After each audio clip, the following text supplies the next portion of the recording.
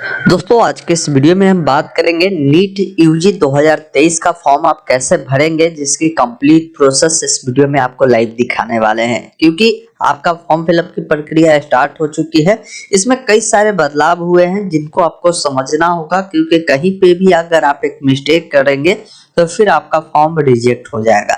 यहाँ पर सबसे पहले अप्लाई करने से पहले इनकी सभी टर्म एंड कंडीशन और सभी नोटिफिकेशन को एक बार जरूर देख ले, ताकि आपको फॉर्म भरने में कोई समस्या या कोई मिस्टेक ना हो।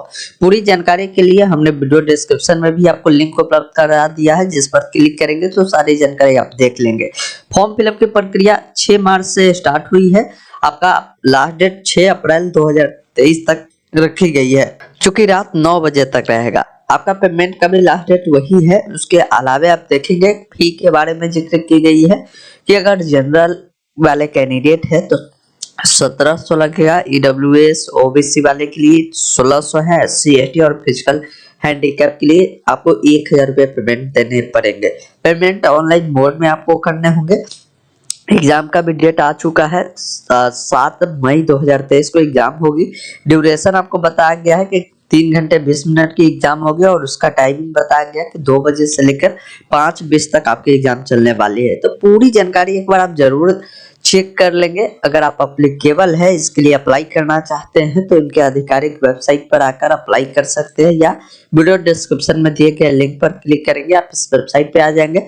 जहां पर भी आप नीचे आएंगे या ऊपर में भी मिलता है नीट यूजी 2023 रजिस्ट्रेशन, जिस पर आप क्लिक करेंगे और यहाँ पर आपको लिंक मिलता है, ओके वाले पे क्लिक करेंगे तो आपके सामने ये फॉर्म खुलता है। जहां पर सबसे पहला काम करना होगा, आपको रजिस्ट्रेशन करना होगा। एक ऑप्शन मिलता है न्यू रजिस्ट्रेशन का, जिस पर आपको क्लिक करना है। आपके सामने सभी जो टर्म एंड कंडीशन है खुलता है, जो अभी हमने आपको बताया उसको एक बार आप देख लेंगे। फिर यहाँ पर आई एग्री करके आपको क्लिक कर तो प्रोसीड वाले विकल्प पर क्लिक करना है। अब यहाँ से फॉर्म भरने की प्रक्रिया स्टार्ट होती है। जैसे यहाँ पर आपको जो भी नाम डालना है, आपके 10th के जो भी सर्टिफिकेट होगा उसके अनुसार नाम डालेंगे। जैसे यहाँ पर आप अपना नाम डालना है, फिर यहाँ पर जो भी आपके पिताजी का नाम होगा यहाँ पर आपको लिखना है, फिर माता जी का जो भी नाम होगा यहाँ पर आपको मेंशन करना है, फिर आपका जो भी डेट ऑफ बर्थ होगा, जिसके लिए पहले डेट, जो भी आपका मंथ होगा मंथ, और जो भी आपका ईयर होगा यहाँ से क्या करेंगे आप अपने अनुसार ईयर को चुन लेंगे।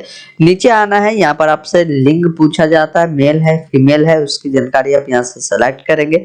नेशनलिटी बतानी है, इंडियन सेलेक्ट करेंगे। और यहाँ पर देखिए पहचान के लिए एक आपको आईडी कार्ड बतानी होगी, जिसमें आप चाहे तो 12th का एडमिट कार्ड, उसके अलावा आप अपना voter ID card, passport, ration card कुछ भी दे सकते हैं। आप उसको सेलेक्ट करेंगे और यहाँ पर बोला जाता है कि अगर मान लीजिए हमने 12th का मार्क्स एडमिट कार्ड सेलेक्ट किया तो पूछा जाता है कि 12th का एडमिट कार्ड किस बोर्ड द्वारा इशू किया गया है, उस बोर्ड का आप जो है नाम भी मेंशन कर सकते हैं। वर्तमान पता यानी प्रेजेंट एड्रेस जो भी आपका होगा आप यहाँ पर मेंशन करेंगे, पूरा एड्रेस जो आप जिस अनुसार लिखते हैं।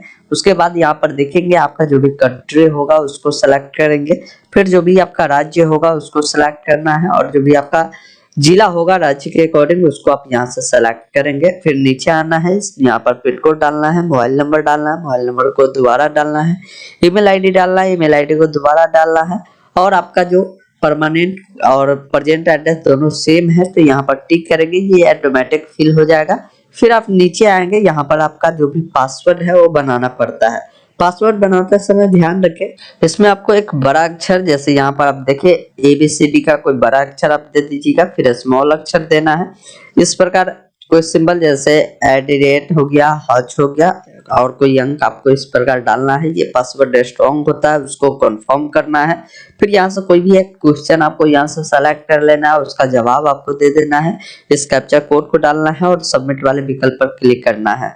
अब यहाँ पर आपने जो भी डिटेल डाला है, जैसे अपना नाम, अभिभावक का नाम, माताजी का नाम, जन्म तिथि, ईमेल आईडी, मोबाइल नंबर और अपना एड्रेस और लिंक, ये सभी डिटेल को एक बार मिलान करें। अगर कोई डिटेल में गलत है तो अभी आपको ऑप्शन मिलता है एडिट रजिस्ट्रेशन फॉर्म, अभी एडिट कर सकते हैं। सारा डिटेल अगर आपका सही है तो सिंपली यहाँ पर आई एग्री करें और सबमिट एंड सेंड ओटीपी पे क्लिक करना है।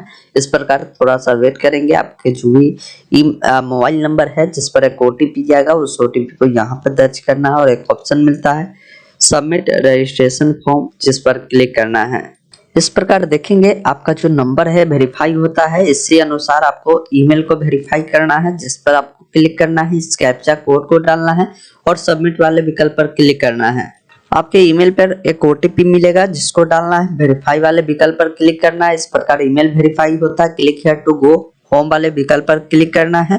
अब एक ऑप्शन यहाँ पर मिलता है कंप्लीट एप्लीकेशन फॉर्म, जिस पर क्लिक करना है। आपका एक डिटेल कंप्लीट हो चुका है।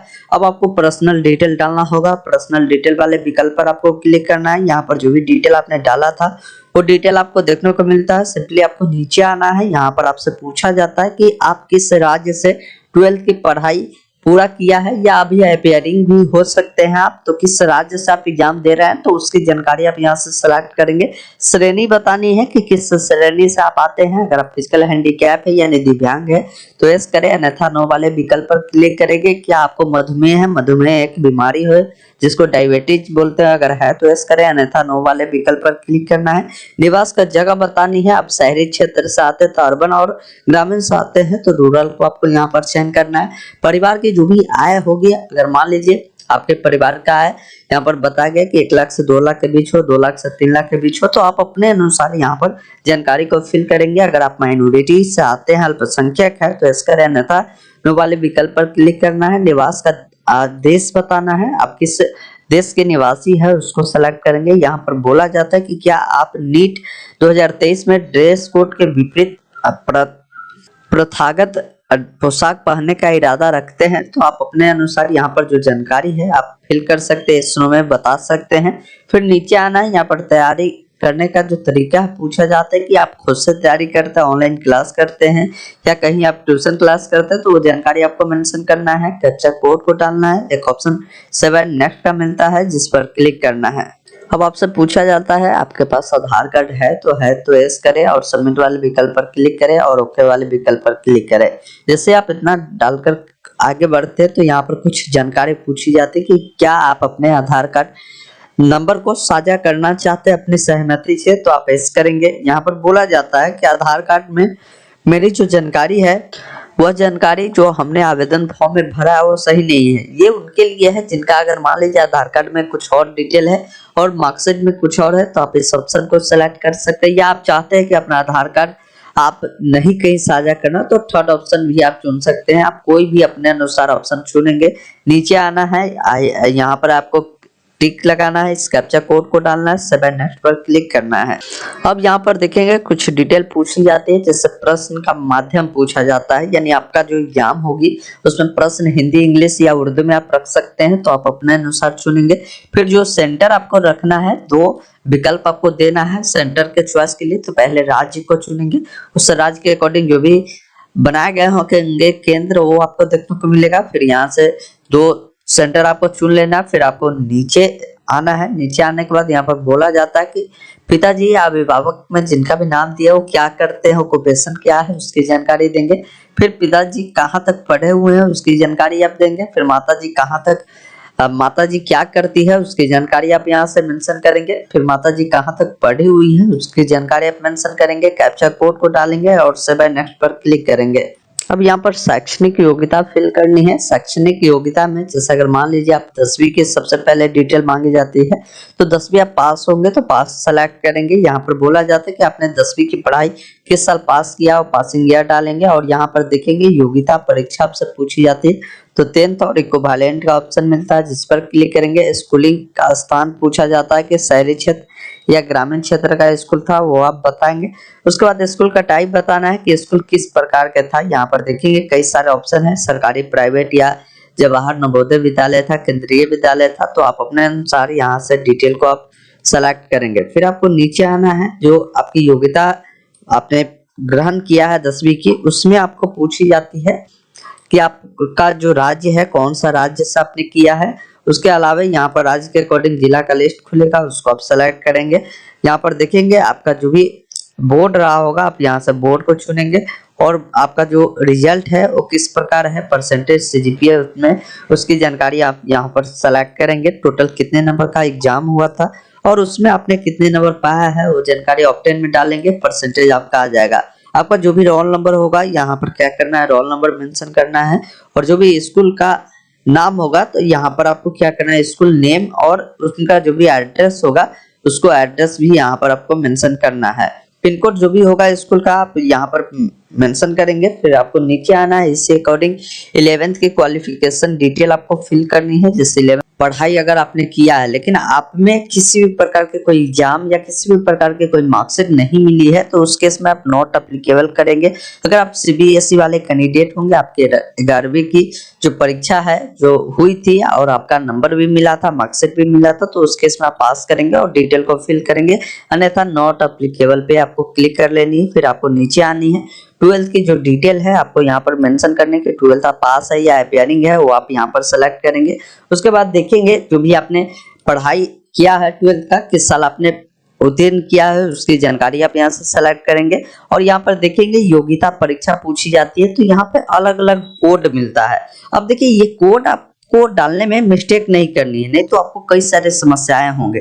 तो इस कोड का क्या मतलब है हम अभी आपको बताते हैं। जैसे देखिए अभी आपको कोड 1 नहीं देखने को मिल रहा होगा, क्यों नहीं देखने को मिल रहा होगा, क्योंकि देखिए कोड 1 उनके लिए है जो कैंडिडेट, जो बच्चे इस बार 12th अपीयरिंग है। तो आप यहाँ पर अपीयरिंग जैसे ही डालेंगे ना तो यहाँ पर देखिए आपके लिए एक ही ऑप्शन मिलेगा, कोड 1, इस चीज को ध्यान रखिएगा। तो जो कैंडिडेट अपीयरिंग वाले होंगे तो आपको अपीयरिंग करके कोड 1 सेलेक्ट करना है, लेकिन जो बच्चे पास होंगे यहाँ पर आपको पास सेलेक्ट करना है, पासिंग ईयर आप यहाँ से चुनेंगे। और यहाँ पर अलग अलग कोड का क्या मतलब है, जिसके लिए क्या करना है, नोटिफिकेशन डाउनलोड करना है और आपको यहाँ पर 21 नंबर पेज पर आ जाना है। 132 पेज का ये पीडीएफ है जिसमें आपको सभी जानकारी बतानी है कि qualification and qualifying examination code का क्या मतलब है जो कैंडिडेट भाग ले रहे हैं उनके लिए। जैसे देखिए कोड 1 का मतलब है कि जो कैंडिडेट जो है अपीयरिंग वाले हैं उनके लिए कोड 1 है रहने वाले हैं। अब बात करते हैं कोड 2 के बारे में। दूसरा नंबर कोड उनके लिए है जो हायर सेकेंडरी जो एग्जामिनेशन है वो पास है। और यहाँ पर ध्यान रखिएगा, क्लियर बताया जा रहा है कि आपका जो स्टडी होनी चाहिए ये तो आपको हायर सेकेंडरी होनी ही चाहिए और एटलीस्ट आपका 2 ईयर का जो सच स्टडी होनी चाहिए जो फिजिक्स, केमिस्ट्री, बायो या बायोटेक में होनी चाहिए। तो आपको ये सेकेंड ऑप्शन चुनना है। तो यहाँ पर देखिए ज्यादातर बच्चे क्या होते हैं कि इंटरमीडिएट पास होते हैं या अपीयरिंग होते हैं, तो ये तीसरे नंबर कोड मैक्सिमम स्टूडेंट पे लागू होता है, इसका ध्यान रखिएगा। जैसे जो कैंडिडेट जो इंटरमीडिएट या तो आपने एग्जाम दिया है या अपीयरिंग है, यहाँ पर आपको ध्यान रखना है कि आप फिजिक्स, केमिस्ट्री, बायो या बायोटेक आपने रखा है 10+2 में और आपका जो कंपलसरी सब्जेक्ट है इंग्लिश है, तो आपके लिए ये कोड 3 आपको देखने को मिलता है, जो कि मोस्टली केस में जो स्टूडेंट होते हैं जिनके लिए ये लागू होता है। अब कोड 4 उनके लिए है जो प्री प्रोफेशनल या pre medical examination with physics, chemistry, bio या biotech and English after passing है, तो उनके लिए ये ऑप्शन है। फिर देखेंगे कोड 5 उनके लिए है। अब 5वें नंबर कोड का मतलब है कि यदि आपने 3 सालों का कोई डिग्री कोर्स किया है जिसमें आपने फिजिक्स, केमिस्ट्री, बायो या बायोटेक पढ़ा है तो ये आपके लिए ऑप्शन हो सकता है।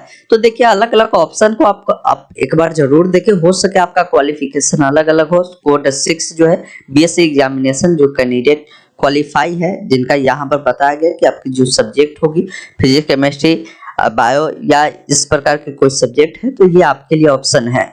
अब 7 नंबर कोड उनके लिए है जो एनी अदर एग्जामिनेशन क्वालिफाई किया है, जो कि स्कोप एंड स्टैंडर्ड जो एग्जाम होते हैं वो क्वालिफाई किए हैं 10+2 के बाद, तो आप इस प्रकार के सब्जेक्ट से पढ़े हुए थे तो ये ऑप्शन आपके लिए है। तो देखिए अगर मान लीजिए आपने इंटरमीडिएट में दाखिला कराया है, इंटरमीडिएट पास है, तो ये आपके लिए 3 नंबर कोड जो है ये आपके लिए है, जिसमें आपके फिजिक्स, केमिस्ट्री के अलावा जो आपकी बायो होगी वो होगी, तो आपको ये ऑप्शन आपको चुनना है।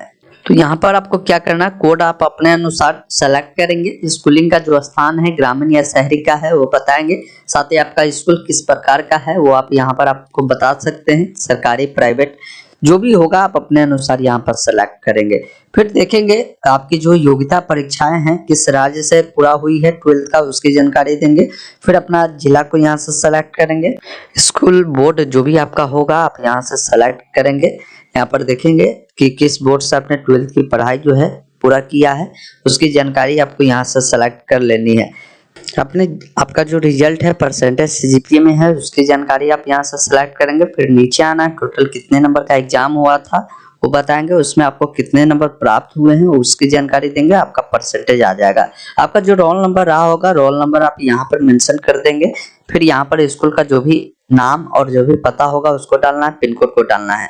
फिर यहाँ पर देखेंगे आपकी जो भी 12th की पढ़ाई हुई होगी, जिसमें आपकी जो भी सब्जेक्ट रहा होगा, जैसे अगर मान लीजिए इंग्लिश रहा होगा तो इंग्लिश में आपको कितने नंबर मिले हैं उसकी जानकारी आप यहाँ पर मेंशन करेंगे। और यहाँ पर कुल कितने नंबर का एग्जाम हुआ था उसकी जानकारी इस प्रकार 100 मेंशन करना है। इसी अनुसार आपका जो केमिस्ट्री का एग्जाम हुए थे, केमिस्ट्री में आपको कितने नंबर मिले हैं उसकी जानकारी आप मेंशन करेंगे, और टोटल कितना का हुआ था तो वहां पर आप अपने अनुसार 100 नंबर का हुआ होगा तो 100 मेंशन करेंगे। बायोलॉजी के बारे में पूछी जाती है, देखिए ये पास जो कैंडिडेट होंगे ना उनके लिए ये पूछी जाती है। अगर आप पेपरिंग होंगे ना तो ये डिटेल आपको डालने की आवश्यकता नहीं होगी, ये आपको आगे स्किप होगा। फिर से नेक्स्ट पर क्लिक करेंगे। यहाँ पर पूछा जाता है कि अगर आप जुड़वा भाई बहन है तो उसकी जानकारी बताएंगे, अगर नहीं है तो यहाँ पर आप सिंपली नो वाले विकल्प पर क्लिक करेंगे। बोला जाता है कि क्या आप कभी नीट परीक्षा में बैठे हुए हैं, शामिल हुए हैं, तो आप यहाँ पर अगर यस करते हैं तो आपको बतानी होगी कि आप कितने बार प्रयास किए हैं। अगर आप पहली बार है तो फर्स्ट